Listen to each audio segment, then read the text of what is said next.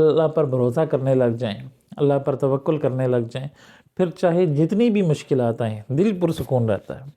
یہ تو ہو نہیں سکتا، یہ عقل مان ہی نہیں سکتی کہ ایک دھماکہ ہوا، والدین کے دلوں میں جو رحمت آتی ہے بچے کے لیے، اگر وہ نہ ہوتی تو وہ تو بچے کو جا کے باہر پھینک دیتے ہیں۔ کسی دن بچہ زیادہ رو رہا ہے، ٹھیک ہے جی، والدین کا جو بچہ ہے وہ چھوٹا بچہ ہے، زیادہ رو رہا ہے کسی وقت میں، اور سونے کی مثال سمجھ میں آ گئی کہ ہماری رحم دلی اتنی ہے کہ کوئی کھانا لے جائے تو بس رحم دلی ختم، پھر پیچھے سے جوتا اتار کے سیدھا اس کے سر میں، ٹھیک ہے جی۔ بسم اللہ الرحمن الرحیم، الحمد للہ رب العالمین، والصلاة والسلام علی سید الانبیاء والمرسلین۔ الحمدللہ آج ہمارا جو درس قرآن کا سلسلہ ہے اس کی آج دوسرا درس ہے، جس میں ہم سورہ فاتحہ کی دوسری آیت الرحمن الرحیم پر بات کریں گے، اس کا ترجمہ سمجھیں گے اور اس کی تشریح کو سمجھنے کی کوشش کریں گے۔ جیسے کہ ہمارے درس کی ترتیب ہے کہ ہم پہلے لفظی ترجمہ پڑھتے ہیں اور اس کے بعد ہم اس کی تشریح اور تفسیر میں جاتے ہیں۔ تو آج چونکہ دوسری آیت ہے، اگر آپ نے پہلی آیت کا ترجمہ اور تفسیر نہیں دیکھا، اس کا درس نہیں دیکھا، تو یہاں پر لنک آ رہا ہوگا، اس پر کلک کر کے پہلے اس ویڈیو کو دیکھ لیجئے، اور ویڈیو کا جو لنک ہے وہ میں ڈسکرپشن میں ڈال دوں گا انشاءاللہ، آپ وہاں پر کلک کر کے بھی ویڈیو کو دیکھ سکتے ہیں۔ اعوذ باللہ من الشیطان الرجیم، بسم اللہ الرحمن الرحیم، الرحمن الرحیم۔ الرحمن بہت مہربان، الرحیم نہایت رحم کرنے والا ہے۔ اس آیت کے اندر اللہ تعالیٰ کی دو صفتوں کو بیان کیا گیا۔ شروع میں فرمایا تھا الحمدللہ، تمام تعریفیں اللہ کے لیے ہیں۔ تو کیوں اللہ کے لیے ہیں؟ اس کے بعد پہلی صفت جو ہے وہ بیان کی اور فرمایا رب العالمین، اللہ تعالیٰ جو ہے وہ تمام جہانوں کا رب ہے، اس لیے ساری کی ساری تعریفیں اسی اللہ کے لیے ہیں۔ اس کے بعد یہ دوسری اور تیسری صفت اس آیت کے اندر بیان کی گئی، الرحمن بہت مہربان ہے، الرحیم نہایت رحم کرنے والا ہے۔ رحمان اور رحیم دونوں میں یہی مطلب آتا ہے، رحمت کا مطلب۔ رحمان اور رحیم ان دونوں کا مطلب جو ہے رحمت کا ہی ہے، دونوں کا مطلب یہی ہے کہ اللہ تعالیٰ رحمت کرنے والا ہے۔ تو اس میں فرق کیا ہے؟ تو فرق جو ہے ہم نے پچھلی ویڈیو میں بیان کیا تھا، وہ یہ تھا کہ رحمان میں جو اللہ کی رحمت کو بیان کیا جا رہا ہے وہ عمومی ہے، سب کے لیے ہے، اس میں کفار پر بھی رحمت ہو رہی ہے، مشرکین پر بھی، ملحدین پر بھی، اور ہر کسی پر رحمت اللہ کی جو ہے وہ اللہ کی رحمت نے ڈھانپا ہوا ہے ہر کسی کو۔ تو رحمان میں جو رحمت کا مطلب ہے وہ یہ ہے کہ وہ رحمت سب کے لیے ہے، جبکہ رحیم میں جو رحمت کا مطلب ہے وہ یہ ہے کہ خاص اللہ کے ماننے والوں کے لیے دنیا میں بھی رحمت ہے، اور آخرت میں تو ظاہری سی بات ہے کہ صرف مومنین کے لیے رحمت ہوگی۔ ایک تو یہ فرق تھا جو پہلے بھی بیان کیا گیا۔ دوسرا فرق یہ ہے کہ رحمان کا جو لفظ ہے یہ اللہ کے علاوہ کسی کے لیے استعمال نہیں ہو سکتا، چاہے وہ ولی ہو، چاہے وہ صحابی ہو، چاہے وہ نبی ہو، حتیٰ کہ نبی اکرم صلی اللہ علیہ وآلہ وسلم کی ذات جو اللہ کے بعد سب سے بڑی ذات ہیں، سب سے عظیم المرتبت ہیں، ان کے لیے بھی رحمان کا لفظ استعمال نہیں ہو سکتا، جبکہ رحیم کا لفظ جو ہے وہ مخلوق کے لیے استعمال ہو سکتا ہے۔ جیسے کہ اللہ تعالیٰ نے قرآن مجید میں بیان فرمایا بالمؤمنین رؤوف الرحیم، کس کے بارے میں؟ نبی اکرم صلی اللہ علیہ وسلم کے بارے میں بیان فرمایا کہ نبی اکرم صلی اللہ علیہ وسلم مومنوں کے لیے رؤوف ہیں، مہربان ہیں، شفقت کرنے والے ہیں، رحیم اور رحم کرنے والے ہیں۔ تو رحیم کی جو صفت ہے وہ نبی اکرم صلی اللہ علیہ وسلم کے لیے خود قرآن میں بیان ہوئی، تو یہ مخلوق کے لیے بیان ہو سکتی ہے۔ تو اس کی وجہ کیا ہے کہ رحمان کا جو لفظ ہے وہ مخلوق کے لیے استعمال نہیں ہو سکتا، جبکہ رحیم کا جو لفظ ہے وہ مخلوق کے لیے استعمال ہو سکتا ہے۔ اس کی وجہ یہ ہے کہ عربی گرامر کے اندر جو رحمان کا مطلب ہے، رحمان کا جو مطلب ہے، یہ اس کے اندر جو رحمت کا معنی ہے وہ اتنا زیادہ ہے، اتنی زیادہ شدت کے ساتھ ہے، اس کو مبالغہ بھی کہتے ہیں، اتنی زیادہ شدت کے ساتھ ہے کہ ایسی رحمت کوئی کر ہی نہیں سکتا، اللہ کے علاوہ ایسی رحمت کر ہی کوئی نہیں سکتا جو رحمت کا مطلب رحمان کے اندر ہے، لفظ رحمان کے اندر ہے۔ اور رحیم کے اندر جو رحمت کا مطلب ہے وہ ایسی رحمت ہے جو اللہ نے بھی فرمانی ہے، اور اس کا کچھ ذرہ ایک حصہ جو ہے وہ مخلوق کو بھی عطا کیا گیا، اور مخلوق میں سے نبی اکرم صلی اللہ علیہ وسلم جو ہیں وہ سب سے بڑے جو ہیں وہ رحیم ہیں۔ ان سے زیادہ رحمت والی ذات اللہ کے بعد کوئی ہو ہی نہیں سکتی۔ اس کے بعد جو ہے وہ پھر اسی طرح باقی انبیاء ہیں، پھر نیک لوگ ہیں، صحابہ ہیں، اولیاء ہیں، اور نیک لوگ ہیں۔ عام لوگوں میں بھی یہ صفت پائی جاتی ہے، لیکن بہت کم درجے میں۔ جتنے اعلیٰ اور عرفہ اور افضل درجے میں نبی اکرم صلی اللہ علیہ وسلم کے اندر یہ صفت مخلوقات کے اعتبار سے پائی جاتی ہے اور کسی کے اندر نہیں پائی جاتی۔ یہ جو دو اللہ کی رحمتیں ہیں اس آیت کے اندر ذکر کی گئی ہیں، اس کی ہم تھوڑی سی مزید تشریح دیکھتے ہیں۔ الرحمن، نہایت مہربان، وہ ذات جس نے اس کائنات کو بنایا ہے، اور اس کائنات کے اندر جتنے عناصر ہیں، جتنی توانائی ہے اور جتنی قوتیں ہیں، ان سب کو اللہ تعالیٰ نے ایک نازک توازن پر قائم کیا ہے، گریوٹی پر ان کو قائم کیا ہے۔ اگر یہ گریوٹی جو ہے، جس کو کشش ثقل بھی کہتے ہیں، یہ گریوٹی اگر تھوڑی سی بھی زیادہ ہو جائے، تھوڑی سی کم ہو جائے، تو یہ کائنات جو ہے اس کا بیلنس قائم ہی نہیں رہ سکتا، زندگی ممکن ہی نہیں رہ سکتی۔ اب یہ کون سی ذات ہے، کس کی رحمت ہے جس نے اس کائنات کو اتنا اچھا بیلنس دیا ہے؟ یہ تو ہو نہیں سکتا، یہ عقل مان ہی نہیں سکتی کہ ایک دھماکہ ہوا۔ دھماکہ ایک ایسی چیز ہوتی ہے جو چیزوں کو خراب کر دیتی ہے، برباد کر دیتی ہے۔ تو ایسا تو ممکن ہی نہیں ہے کہ ایک دھماکہ ہوا ہو اور اس کے بعد اتنی بیلنس کے ساتھ جو ہے وہ کائنات جو ہے وہ بن گئی ہو، اور اتنے زبردست توازن کے ساتھ وہ چل رہی ہو، اور اتنی مخصوص مقدار میں اس میں گریوٹی ہو کہ وہاں پر زندگی ممکن ہو۔ کیا ایسا ہو سکتا ہے؟ کیا یہ ممکن ہے کہ ایک دھماکے کے بعد اتنی اچھی کائنات بن جائے؟ یہ جس کو بگ بینگ کہتے ہیں، یہ اسلام کی تعلیمات کے خلاف ہے۔ ہمارا تو سراسر اس سے انکار ہے، ایسا کوئی دھماکہ نہیں ہوا، بلکہ کائنات کو اللہ تعالیٰ نے اپنی رحمت سے اور اپنی یہ جو رحمان کی جو صفت ہے، اس صفت کے ذریعے سے اللہ نے پیدا کیا، اور پوری کائنات کے اندر جو ہے وہ اپنی صفت رحمت کو جو ہے وہ جاری فرما دیا۔ یہ تو بات تھی رحمان کی، جو کہ اس کی صفت ہے، اور وہ پوری کی پوری کائنات کو مشتمل ہے، دنیا میں بھی اور آخرت میں بھی۔ اب بات کرتے ہیں رحیم کی۔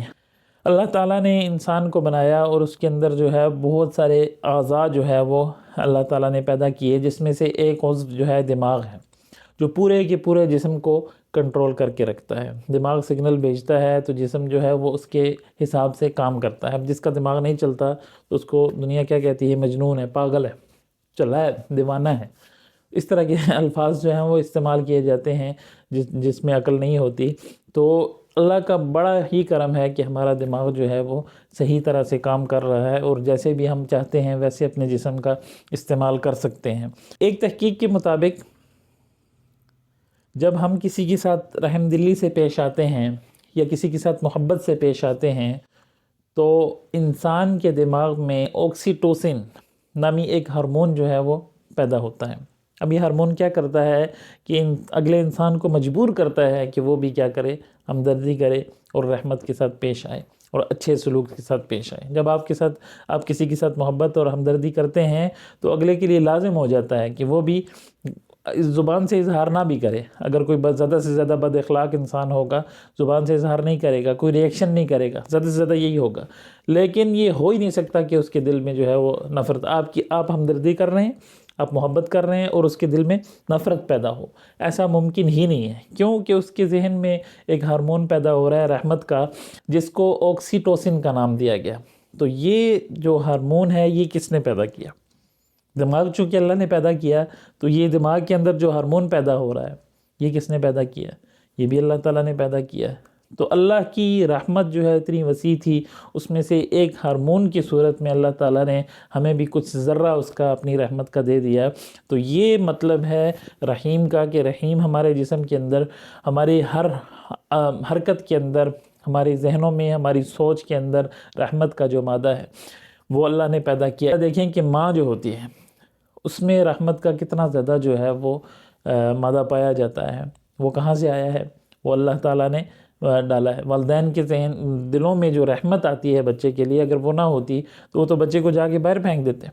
یا کسی دن بچہ زیادہ رو رہا ہے، ٹھیک ہے جی، والدین کا جو بچہ ہے وہ چھوٹا بچہ ہے، زیادہ رو رہا ہے کسی وقت میں اور سونے نہیں دے رہا، اور والد صاحب نے صبح ڈیوٹی پہ بھی جانا ہے، ٹھیک ہے جی، والدہ نے صبح، وہ ٹیچر ہے، اس نے تو اسکول میں جانا ہے، پڑھانا ہے، تو بچہ رو رہا ہے بہت زیادہ، سونے نہیں دے رہا، نیند نہیں پوری ہو رہی، ٹھیک ہے، تو والدین کے دل میں اگر اللہ نے رحمت نہ ڈالی ہوتی، سوچیں ذرا، سوچنے کی بات، اگر اس رحیم ذات نے وہ رحمت کا ذرہ والدین کے دلوں میں نہ ڈالا ہوتا تو بچہ جو ہے وہ باہر کوڑے کے ڈبے میں پڑا ہوتا، جتنا وہ تنگ کرتا ہے۔ آج کل کے بچے تو آپ کو پتہ ہے کتنا زیادہ تنگ کرتے ہیں۔ تو یہ رحمت اللہ تعالیٰ نے دلوں میں ڈالی، جس کی وجہ سے پوری کائنات بھی چل رہی ہے اور انسانی نظام بھی اسی رحمت کے سبب جو ہے وہ چل رہا ہے۔ اب یہ بات آئی کہ اللہ تعالیٰ جو ہے وہ خود بھی رحیم ذات ہے، جب اور اس نے انسانوں کے ذہنوں میں بھی، دلوں میں بھی رحمت کا کچھ ذرہ ڈالا ہوا ہے، جس کے ذریعے سے انسانیت چل رہی ہے۔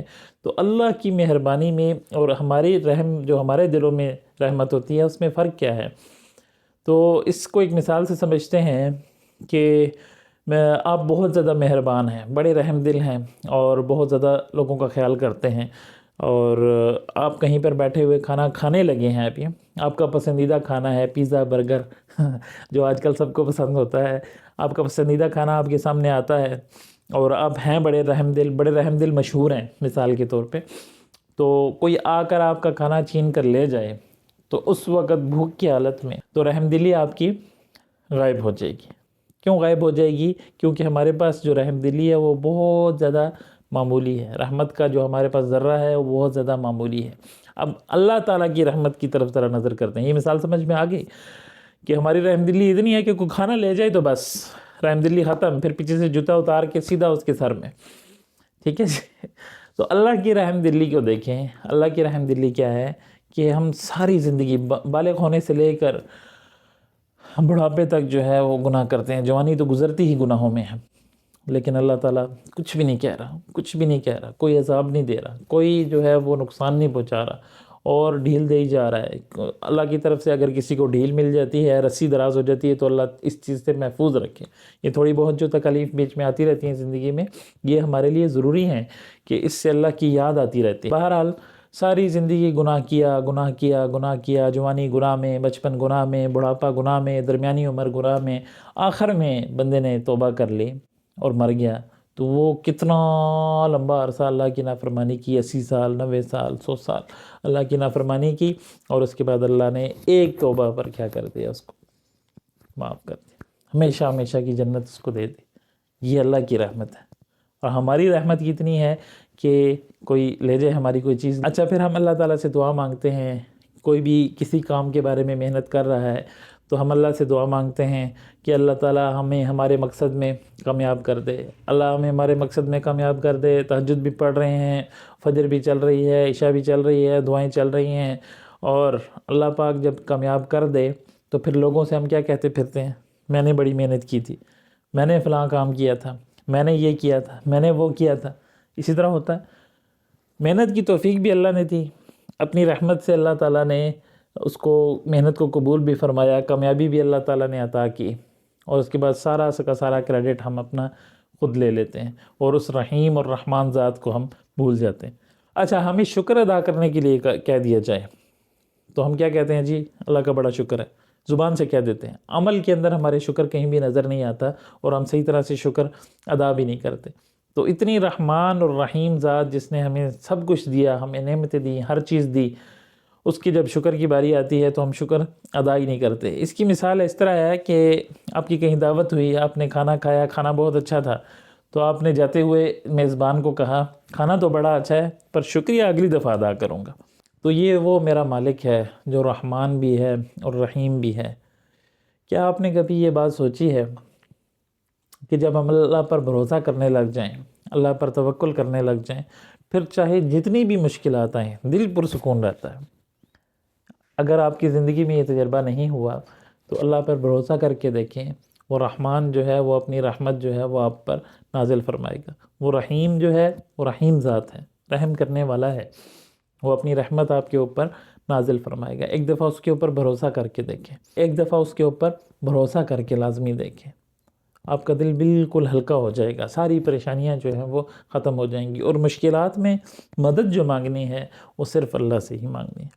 اللہ کے علاوہ کوئی بھی مدد نہیں کر سکتا۔ یہی قرآن کے احکامات کا مفہوم ہے۔ یہی بتانے کے لیے نبی اکرم صلی اللہ علیہ وسلم اور دیگر جتنے بھی انبیاء تھے ان کی یہی تعلیم تھی کہ جو کچھ ہے اللہ ہی ہے، لا الہ، کوئی الہ ہے ہی نہیں الا اللہ، مگر اللہ۔ نبی اکرم صلی اللہ علیہ وآلہ وسلم کی بھی یہی تبلیغ تھی، تمام انبیاء کی بھی یہی تبلیغ تھی۔ جب ہے ہی وہی تو مدد بھی پھر اسی سے مانگنی ہے، اور مشکلات میں بھروسہ بھی اسی کے اوپر رکھنا ہے۔ تو وہ رحمان ذات جو ہے وہ اپنی رحمت ضرور کرے گی۔ اور دوسری بات یہ کہ مومن بننے کی کوشش کریں۔ میں یہ صرف آپ کو نہیں کہہ رہا، یہ میرے اپنے لیے بھی ہے، یہ اصلاح کی باتیں جتنی بھی ہیں یہ میرے اپنے لیے بھی ہیں۔ مومن بننے کی ہم سب کوشش کریں تاکہ رحیم ذات جو ہے وہ اپنی رحمت کاملہ ہمارے ساتھ خاص کر دے۔ جیسے کہ بتایا کہ رحمان کی میں رحمت جو ہے وہ سب کے لیے عام ہے، جبکہ رحیم کی رحمت جو ہے وہ صرف مومنوں کے لیے۔ تو مومن بننا بہت زیادہ ضروری ہے۔ مومن وہ ہوتا ہے جو اللہ کی مانتا ہے، جو پہلے اللہ کو مانتا ہے پھر اللہ کی مانتا ہے، وہی مومن ہوتا ہے۔ اللہ تعالی ہمیں ان سب باتوں پر عمل کرنے کی توفیق عطا فرمائے۔ چینل کو جو ہے وہ سبسکرائب کیجئے اور ویڈیو کو شیئر کر دیجئے۔ اگر فیس بک پر دیکھ رہے ہیں تو پیج کو فالو کر لیجئے۔ ہمارا یہ درس کا سلسلہ انشاءاللہ سورۃ الناس تک چلے گا، اور اگر آپ مصروف ہیں اور خود قرآن کی تعلیم حاصل نہیں کر سکتے تو یہ 15-20 منٹ 10 منٹ کی ویڈیوز جو ہیں یہ دیکھ کر آپ جو ہے وہ قرآن کی تعلیم حاصل کر سکتے ہیں۔ تو دوسروں کو بھی لازمی اس کے بارے میں بتائیے کہ قرآن کی آواز زیادہ سے زیادہ لوگوں تک پہنچ سکے۔ انشاءاللہ ملتے ہیں اگلی آیات کے ساتھ اگلے درس میں، تب تک کے لیے اجازت دیجیے۔ اللہ حافظ و ناصر۔